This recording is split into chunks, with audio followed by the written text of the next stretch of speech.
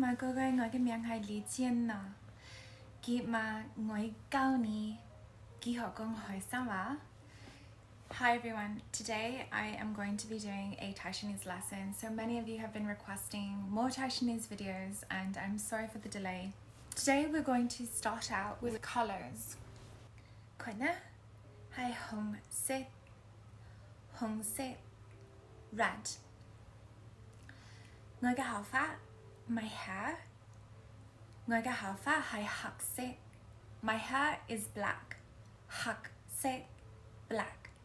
Whenever we refer to a color, you can't just say the color, but you have to say se at the end of it. And when you do that, wherever the color is, and then se, everyone knows you're referring to the color of something, because as you guys know in Chinese, one word can mean a whole bunch of different things.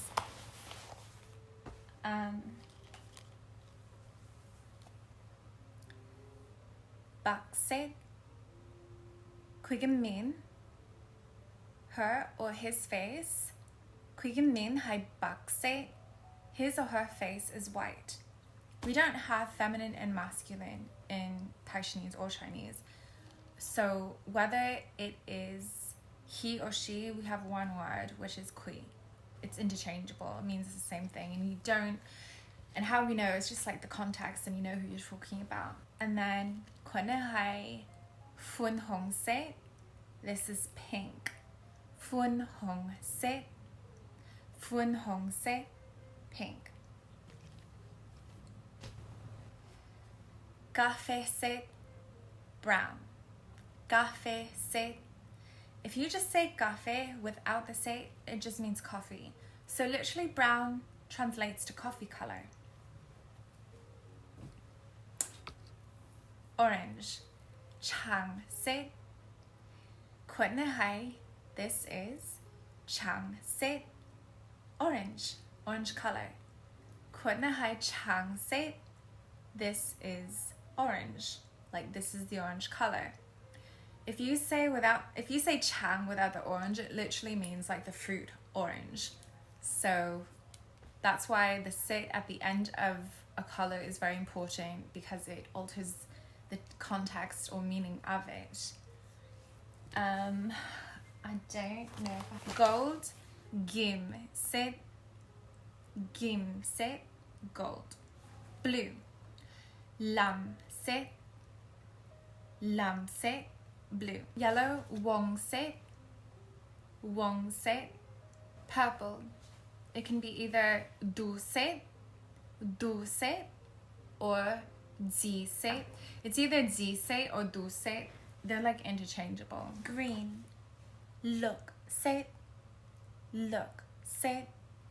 It also means six.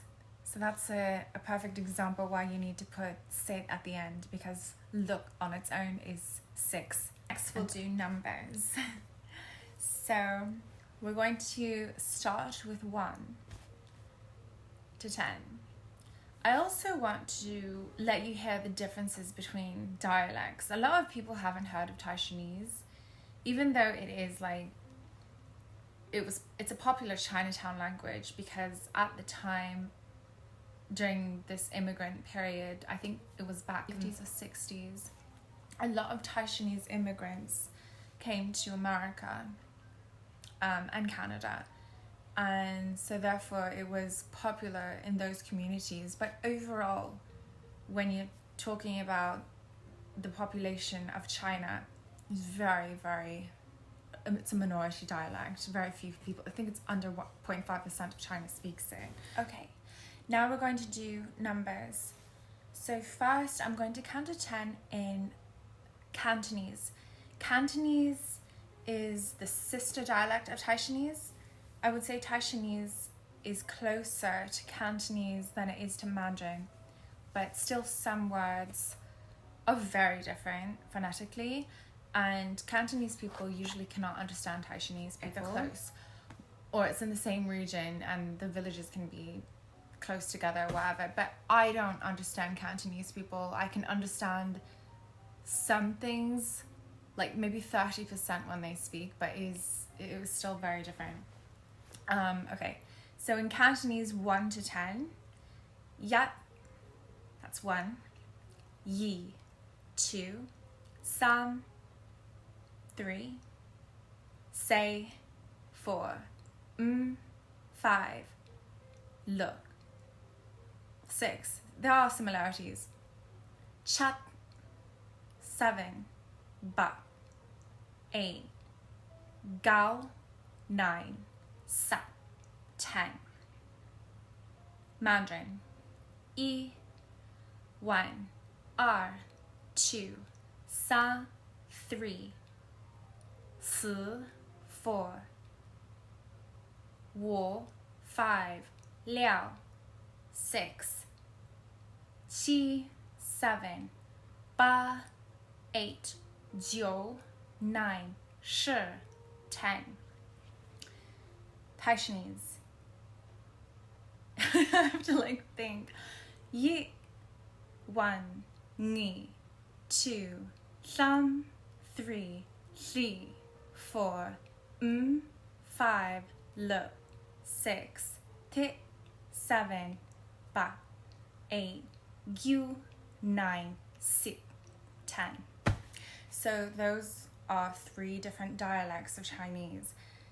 You can hear similarities with some numbers, like look, 6. That's why Cantonese is closer to Taishanese, because we both use the same word. Our tone, it's so hard to explain because tone varies so much as well.